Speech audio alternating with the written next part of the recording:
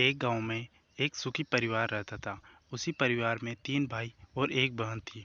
उनके माँ-बाप उन चारों से बहुत प्यार करते थे, मगर बीच वाले बेटे से थोड़ा परेशान थे।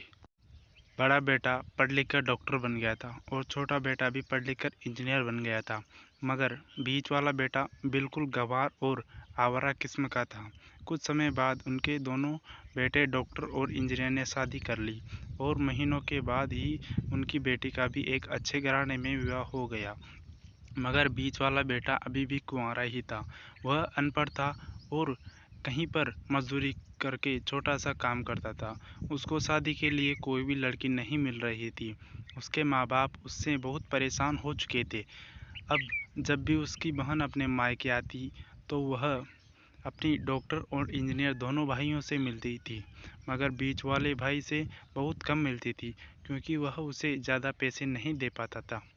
लेकिन फिर भी वह अपनी बहन से बहुत प्यार करता था। कुछ समय बाद उनके पिताजी के बीच वाले बेटे की बिना शादी किए बिना ही मृत्यु हो गई।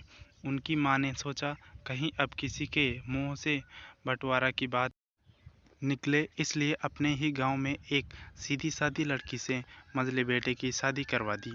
शादी होते ही न जाने क्या हुआ, अनपढ़ बेटा मन लगाकर काम करने लगा और पहले से ही ज़्यादा मेहनत करने लगा। अब कोई भी पुराना दोस्त उसको मटर-गश्ती के लिए बुलाने आता, तो वह मना कर देता। एक दिन उसके डॉक्टर और इंजीनियर भाई ने सोचा कि यह तो गँवार और अनपढ़ हैं, हम इससे कहीं ज़्यादा पैसे कमा लेते हैं, इसलिए अब हमें बँटवारा कर लेना चाहिए। माँ के लाख मना करने के बाद भी दोनों भाई बेटों ने बँटवारे की तारीख तय कर ली और उन्होंने अपनी बहन को भी बुला लिया। तभी उनका गँवार भाई कहता है कि तुम लोग बँटवारा कर लो, मुझे जो बचे वो दे देना या ना देना, मैं शाम को आकर अंगूठा लगा दूँगा। तभी उसकी बहन कहती है, अरे बेवकूफ़, तू तो हमेशा बेवकूफ़ ही रहेगा, ज़मीन का हिस्सा तो आमने-सामने बैठकर होता है। और उसकी माँ भी उसे काम पर जाने से रोकती है। उसी वक्त वकील भी वहाँ आ जाता है और कहता है कि आपका सारा हिस्सा मिलाकर 10 बीघा ज़मीन और एक मकान है। अब यह बताओ किसका कितना हिस्सा देना है, मैं उसी हिसाब से कागज़ बनवा दूँगा। तब गँवार भाई कहता है, वकील साहब 5-5 बीघा ज़मीन हमारे दोनों भाइयों के नाम लिख दो और यह हमारा घर मेरी प्यारी बहन के नाम कर दो। तब दोनों भाई पूछते हैं कि तू अपने हिस्से में क्या लेगा? गँवार भाई कहता है कि मेरे हिस्से में मेरी प्यारी माँ है। वह अपनी पत्नी की तरफ मुस्कुराते हुए कहता है, क्यों, क्या मैंने गलत कहा? उस गँवार और अनपढ़ की पत्नी अपनी सास से लिपट कर कहती है, माँ से बड़ी वसीयत क्या होगी मेरे लिए। उसकी वक्त उसका गँवार पति भी अपनी माँ से लिपट जाता है।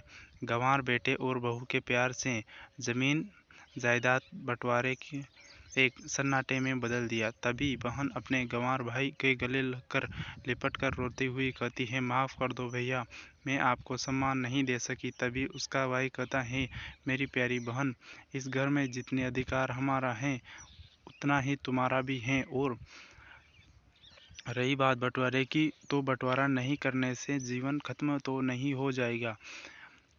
क्यों करते हैं हम बंटवारा? क्या हम एक साथ मिलकर नहीं रह सकते? जैसे हम बचपन में मिलकर खेलते रहते थे, एक साथ मिलकर रहने को ही परिवार कहते हैं। एक अच्छा परिवार और उसके परिवार को संभालती है एक माँ। तभी उसके दोनों भाई भी बहुत शर्मिंदा होते हैं और हम बंटवारे के सभी कागज़ फाड़ कर फेंक देते हैं।